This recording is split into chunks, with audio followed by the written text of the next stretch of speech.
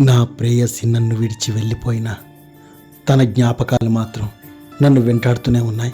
నా ప్రేమ నన్ను విడిచిపెట్టి వెళ్ళిపోయింది.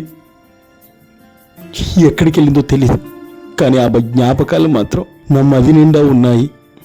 నా ప్రేమ కదా మీకు చెప్పుకోవాలి. ఒక 3 నెలల క్రితం మా ప్రేమ ఎంత ఆనందంగా ఉండేదో. ఇప్పుడు ఇంత బాధపడుతుండేవాడిని కదా.